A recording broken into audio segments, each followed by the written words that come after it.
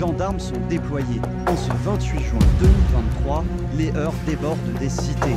Des quartiers plus calmes sont eux-mêmes. Les troupes russes ne sont plus qu'à une dizaine de kilomètres de la ville qui comptait 60 000 habitants avant la guerre. C'est aujourd'hui dans cette région que les combats sont les plus intenses. C'est pourquoi les...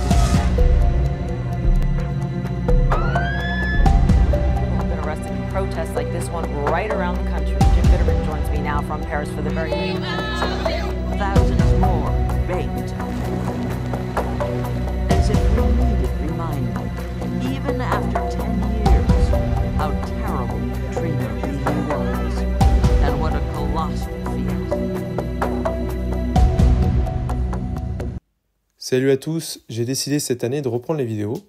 Et donc pour commencer, je voulais vous montrer la nouvelle version de mon sac d'évacuation. J'ai vu que la première vidéo que je vous avais fait vous a plu, j'ai eu des bons retours. Et donc je me disais qu'étant donné que j'avais modifié pas mal de choses sur le sac, il était intéressant de vous montrer la nouvelle version.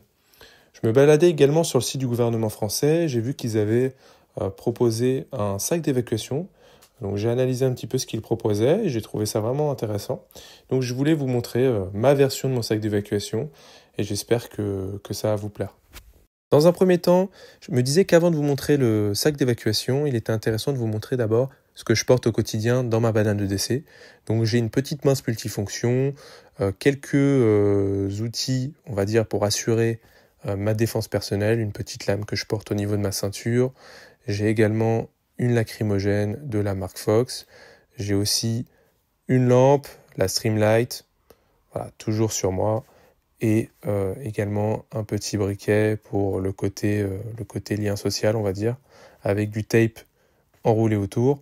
J'ai toujours mon passeport. Si je dois à tout moment quitter la France, je veux avoir mon passeport sur moi, du cash, mon porte-carte. Ça, pour moi, ce sont des indispensables. Ma batterie externe pour recharger mon téléphone portable. Je vais avoir au minimum 300 € dans ma ceinture, cachée dans une petite poche discrète avec fermeture éclair. Donc c'est une ceinture qui ne sonne pas dans les portiques de sécurité, étant donné que la boucle est en plastique. Pour ce qui va être de la régulation thermique, j'ai décidé de ne pas partir sur un sac de couchage, de ne pas partir sur une tente. Je ne vais pas faire du camping. Ce qui m'importe, c'est de garder ma température corporelle à la bonne température. Donc une couverture en laine, une couverture de survie qui fait également bâche, me suffit amplement. 2 sacs poubelles, on peut faire une multitude de choses avec un sac poubelle, de la corde, et pour moi, c'est amplement suffisant. Pour ce qui est de l'eau et la nourriture, j'ai décidé de partir sur une marmite de 3 litres. Si je dois filtrer de l'eau dans de grandes quantités ou préparer de grandes quantités de nourriture, je veux avoir une marmite de 3 litres. Donc j'ai décidé de partir sur quelque chose de plutôt léger en inox. J'ai également préparé un petit peu de nourriture dans des sachets. Il y a en tout 5000 calories. J'ai mon fidèle filtre Oco, la bouteille qui fait office de filtre, une petite bouteille pliable avec une seringue, et j'ai également rajouté un petit complément de mélange de noisettes avec un petit peu de chocolat qui vont apporter des calories facilement. Et j'ai également aussi inclus un petit ouvre-boîte qui pourrait toujours être utile.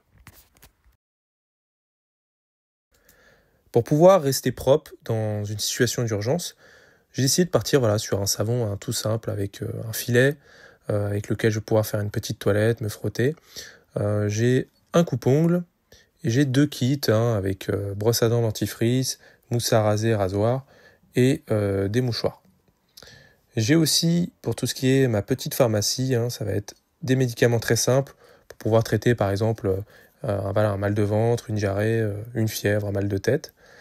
J'ai aussi des gants jetables, une pince à épiler avec un miroir et j'ai un petit kit couture pour pouvoir recoudre des vêtements que j'aurais déchirés.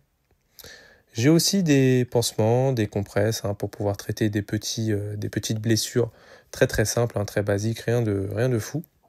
Et je vais avoir mon Shemag avec lequel je vais pouvoir m'essuyer, faire ma toilette. Mais on peut faire une multitude de choses avec un Shemag.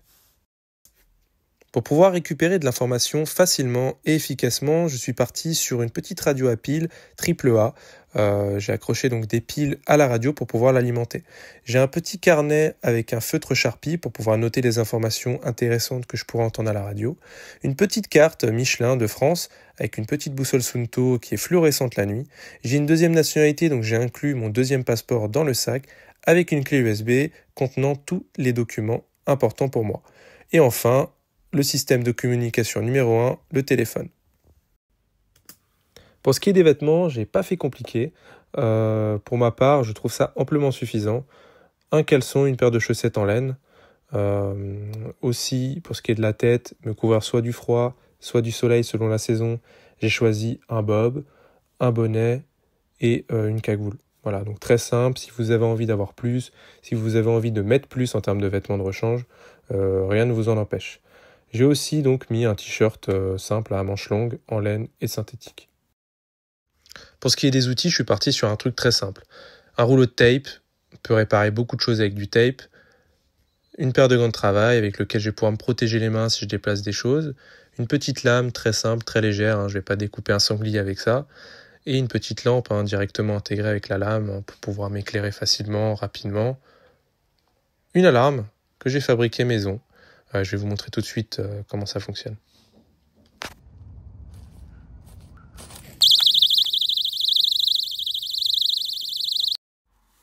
Pour le choix du sac, je suis parti sur un vieux sac Lafuma, un sac qui ne fait pas militaire, qui ne fait pas tactique. Un critère important pour moi, ça va être un sac qui ne dépend pas d'une fermeture éclair pour fermer sa poche principale. Donc un sac que je trouve très discret, voilà, très simple, j'adore ce sac. Du coup, vous trouverez dans la description le détail complet de tous les équipements avec le poids, la quantité. Je vous ai mis un lien bien détaillé, il y a un diagramme. Comme vous pouvez le voir, moins de 8 kg, donc c'est quelque chose de plutôt léger, je trouve. Voilà, donc merci d'avoir regardé la vidéo et on se dit à la prochaine.